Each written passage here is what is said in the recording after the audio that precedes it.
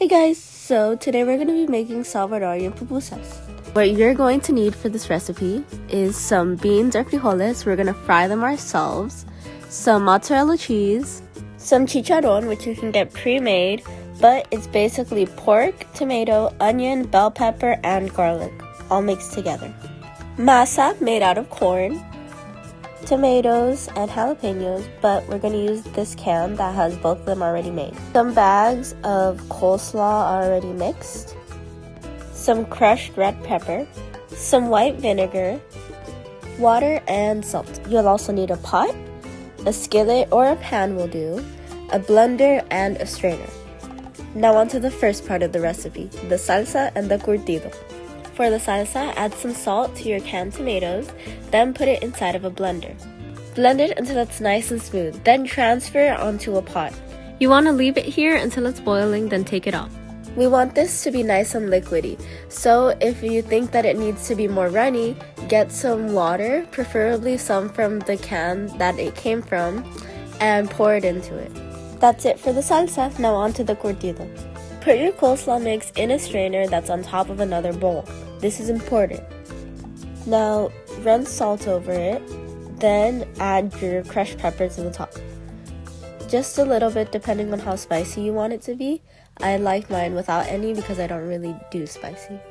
Pour hot water over the top and make sure that it falls into the bottom bowl. Now take a little bit of the water from the bottom bowl and save it. Put your coleslaw inside of your serving bowl and add the water that you saved. Make sure it's not too much water. You only want it to sit at the bottom. Now add your vinegar. Again, not too much. You don't want to drown the coleslaw in it. You just want it to sit at the bottom so it can get that flavor. That's it. Now you're done with your toppings. On to the pupusas. We're making cheese and beans and revuelta. For the beans, you're going to fry some onions in a pan. Then you're going to add those onions to beans and a blender. Blend until it's nice and creamy. Now add those beans into the same exact pan that you used to fry the onions. This allows it to get the flavor. Here you also want to wait until they're boiling and then take them off. Now on the side, get your chicharron ready. You can put this in a separate bowl. Once your frijoles are done, pour them in a bowl with some mozzarella cheese. This is for the pupusas de queso con frijoles or beans and cheese. Then in a separate bowl, have some chicharron and some more mozzarella cheese and pour your frijoles in there too.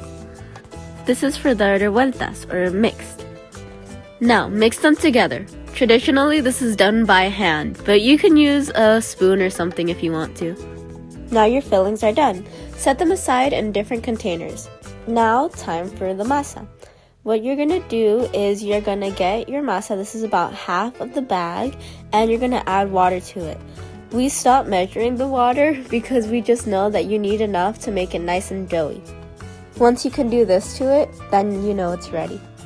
Get your masa and fillings ready, and a little bit of water in the cups because we're going to start making the pupusas. Now warm up your skillet and throw a little bit of water on it and make sure that it's nice and sizzling. Get a handful of masa and roll it into a ball. Tap it around to make sure it's flat. Copy what she's doing. She's better at explaining than I am. Once it's flat, get a handful of the filling of your choice and place it right in the middle. Fold the edges upwards and squeeze together to make sure that it's completely covered. Get a little bit of water into your hands and smack it flat until it's flat again. Make sure that nothing's really spilling out and clean up the edges.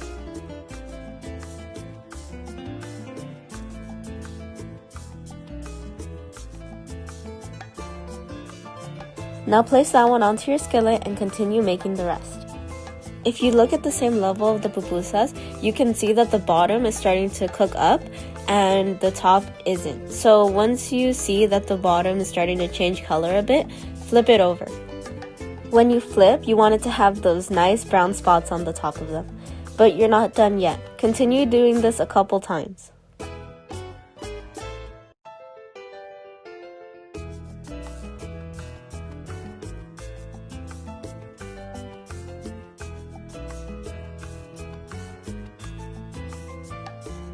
We know these are done because the top looks a little bit dry and crumbly, And if a little bit of cheese spills out of the side and look like that, it's totally fine. We used to call them little pepperonis, and they're actually pretty good. Now add the toppings of your choice and serve.